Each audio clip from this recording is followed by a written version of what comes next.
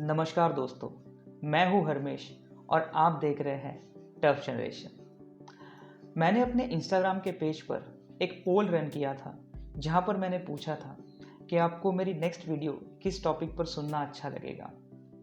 एक था फाइबर और दूसरा था प्रोटीन, और बहुत सारे लोगों ने फाइबर चूज़ किया।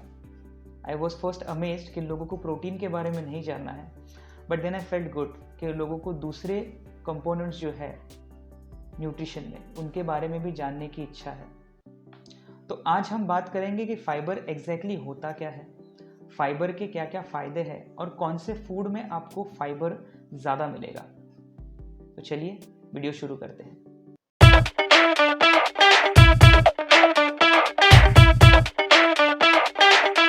सबसे पहली चीज़ जो मैं आप लोगों से शेयर करना चाहूँगा वो ये है कि मुझे ये जो वर्ड है डाइट, वो ज़रा भी अच्छा नहीं लगता। मैं हमेशा अपने फिटनेस स्कूल में या अपने सोशल मीडिया पर भी लोगों को इस बारे में अवेयर करता हूँ कि आप लोगों को हेल्दी ईटिंग के बारे में सोचना चाहिए और ना कि किसी भी तरीके की पर्टिकुलर डाइट फॉलो करनी चाहिए। दूसरी चीज़ जो मैं हमेशा कोशिश करता हूँ कि लोगों को समझे वो ये है कि you should scan the food. आपको अपनी प्लेट देखते ही ये समझ में आना चाहिए कि इसमें से क्या प्रोटीन है, क्या फाइबर है, क्या कार्बोहाइड्रेट है और क्या फैट्स है। एंड थर्ड थिंग, आपको हेल्दी रहने के लिए रॉकेट साइंटिस्ट होने की ज़रूरत नहीं है। आपको बस उतना ही जानना है जितना आपके बॉडी के लिए बेनिफिशियल है। उससे ज़्यादा आपको जानने की 1% भी ज़रूरत नहीं है। तो इंटरनेट पे ऐसी काफ़ी इन्फॉर्मेशन है जो बहुत डिटेल में है, बट क्या आप लोगों को उतनी जानने की ज़रूरत है? तो उसका आंसर है ना। तो चलिए ऐसे ही हम स्टार्ट करते हैं फाइबर के बारे में। तो वैसे फाइबर है क्या? फाइबर एक तरीके का ऐसा कार्बोहाइड्रेट है जो हमारे बॉडी में डाइजेस्ट नहीं होता, ना उसमें से हमें कुछ न्यूट्रिएंट्स मिलते हैं, ना उसमें से हमें कुछ कैलोरीज मिलती है। तो आप लोग सोचेंगे कि कोई अगर ऐसी चीज़ है जो ना कि मेरी बॉडी में डाइजेस्ट हो रही है, ना मेरे बॉडी में उससे कुछ न्यूट्रिएंट्स मिल रहे हैं और ना मुझे उससे कोई कैलोरीज मिल रही है, तो फिर मैं उसे खाऊं क्यों? मेरी बॉडी के लिए वो इतना इंपॉर्टेंट क्यों है? तो चलिए इसे एक एग्जाम्पल लेके समझते हैं। हम सब ने गन्ने का जूस तो पिया ही होगा। तो हम जब गन्ने का जूस लेने जाते हैं तो वहां पर वो भैया जी क्या करते हैं, गन्ने का एक डंडा लेके मशीन में डाल देते हैं। तो पहले 2 बार में तो जूस निकालना बहुत इजी रहता है उस गन्ने से, बट जैसे ही प्रोसेस आगे बढ़ती है तो 3rd या 4th टाइम में वो जो भैया जी रहते हैं वो गन्ने को फोल्ड कर लेते हैं बीच में से और उसको फिर मशीन में डाल देते हैं। फिर उसको और एक बार फोल्ड कर देते हैं और उसको और एक बार मशीन में डाल देते हैं। तो ऐसा करते करते उसको 4-5 बार फोल्ड करके उसको मशीन में डाल देते हैं। और जब उसमें से जूस निकलना बंद हो जाता है, भैया जी तभी भी रुकते नहीं है, तो फिर वो उसको गोल घुमा के उसको वापस मशीन में डालते हैं और उसको दबा देते हैं मशीन में।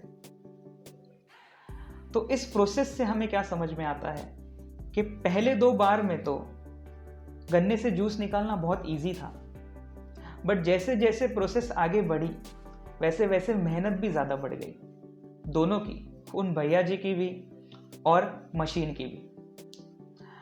तो जो जूस निकला है वो बेसिकली कार्बोहाइड्रेट है और जो बच गया है छिलका वो फाइबर है। हमारी बॉडी के साथ भी कुछ ऐसे ही होता है। जब हम फाइबर रिच फूड खाते हैं, हमारे बॉडी को उसे डाइजेस्ट करने के लिए बहुत ज़्यादा मेहनत करनी पड़ती है। हमारा जो जीआई ट्रैक्ट रहता है, जिसे हम डाइजेस्टिव ट्रैक्ट या हिंदी में उसे अन्न नलिका भी कहते हैं, जो कि हमारे मुंह से लेकर हमारे एनस तक होती है, जो हमने खाए हुए खाने को डाइजेस्ट करने से लेकर उसका वेस्ट प्रोडक्ट बना के उसको बॉडी से बाहर फेंकने का काम करती है। उस पूरे प्रोसेस में फाइबर को डाइजेस्ट करने के लिए उसको बहुत मेहनत करनी पड़ती है, बट जब उससे फाइबर डाइजेस्ट नहीं हो पाता तो वो उसे बॉडी से बाहर फेंक देती है। बट इस प्रोसेस में हमारे इंटेस्टाइन को बहुत ज़्यादा मेहनत करनी पड़ती है। और फिट रहने का नंबर 1 रूल क्या है कि आप जितनी ज़्यादा मेहनत करो उतना आप फिट बनोगे। अगर आप फिजिकली ज़्यादा मेहनत करो तो आप फिजिकली फिट बनोगे, अगर आप मेंटली ज़्यादा मेहनत करो तो आप मेंटली फिट बनोगे। और वैसे ही आप अपने ऑर्गन्स को जितनी ज़्यादा एक्सरसाइज कराओ, आपके ऑर्गन्स उतने ज़्यादा हेल्दी रहेंगे, नो मैटर आपकी एज कितने भी बढ़ती रहे। तो फाइबर हमारे जीआई ट्रैक्ट के लिए, हमारी जो अन्न नलिका है उसको एक्सरसाइज देने का काम करता है। तो ये बेनिफिट है फाइबर खाने का। और दूसरे क्या बेनिफिट है फाइबर के? तो आपके डाइजेशन रिलेटेड जो भी इश्यूज है वो हाई फाइबर फूड से सॉल्व हो सकते हैं। फॉर एग्जांपल, अगर आपको एसिडिटी है, अगर आपको कॉन्स्टिपेशन है, अगर आपका खाना प्रॉपरली डाइजेस्ट नहीं होता, तो उसमें फाइबर आपकी बहुत ज़्यादा हेल्प कर सकता है। और उससे भी एक लेवल आगे, अगर आपको कोलेस्ट्रॉल, डायबिटीज़, पीसीओडी या पीसीओएस ऐसे इश्यूज हैं, तो उसमें भी फाइबर रिच फूड ये आपकी बहुत ज़्यादा हेल्प कर सकते हैं, अगर आप उन्हें अपने डेली ईटिंग में ऐड करें तो। सो फाइबर रिच फूड कौन से हैं और कौन से फूड खाने से हमारी बॉडी को ज़्यादा फाइबर मिलेगा?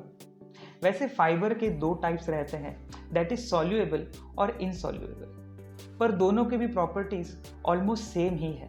तो अगर आपको उनके बारे में जानना है तो आप ज़रूर मेरे इंस्टाग्राम पेज पर जा सकते हो और उसके बारे में एक वीडियो देख सकते हो। मेरा इंस्टाग्राम आईडी है टफ जनरेशन, जाके ज़रूर चेक कीजिए और उस पेज को फॉलो कीजिए। तो वैसे फाइबर कौन से फूड में होता है? ऐसी चीज़ें जो कि आप कच्ची खा सकते हो वो सारी फाइबर रिच है। फॉर एग्जाम्पल, सारे के सारे फ्रूट्स, जिन भी चीज़ों से आप सलाद बना सकते हो, नट्स, और जिन चीज़ों को आप कुक कर सकते हैं उसमें छिलके वाली दाल, ब्राउन राइस, ब्रोकली या ग्रीन वेजिटेबल्स। सो ये इतना सिंपल है। तो बहुत सारी चीज़ें तो आपको पता रहेंगी, और अगर आपको नहीं पता है तो इंस्टाग्राम पर जाके वो वीडियो ज़रूर देखिए। और एक चीज़ जो मैं बताना चाहूँगा वो है फाइबर सप्लीमेंट्स के बारे में, जो आजकल मार्केट में बहुत ज़्यादा ट्रेंड में है। तो सप्लीमेंट के बारे में मेरा पॉइंट ऑफ व्यू ये है कि जो चीज़ें हमें नेचर दे रहा है उसके लिए हम क्यों आर्टिफिशियल चीज़ें ज़्यादा पैसे दे के खरीदें, जबकि नेचुरल चीज़ें हम कम पैसे में और कन्वीनियंटली खरीद सकते हैं। जब तक आपका डॉक्टर आपको सजेस्ट ना करे तब तक फाइबर रिलेटेड आप कोई भी सप्लीमेंट ना ले, और जितना हो सके फूड से ही अपनी फाइबर रिक्वायरमेंट को फुलफिल कीजिए। सो आई होप जो चीज़ें मैंने फाइबर के बारे में बताई वो आपको ज़रूर हेल्प करेंगी। अगर आपको ये वीडियो अच्छी लगी तो इस वीडियो को ज़रूर लाइक कीजिए, इस चैनल को सब्सक्राइब करना ना भूलें, बेल आइकन को भी दबा दीजिए, और इस वीडियो को जितना हो सके व्हाट्सएप पर, फेसबुक पर, इंस्टाग्राम पर इसको जितना हो सके शेयर कीजिए। सो अगली वीडियो किस टॉपिक पे होगी उसके लिए भी मैं इंस्टाग्राम पर एक पोल रन करूँगा। तब तक के लिए अपना ख्याल रखिए। Thank you so much.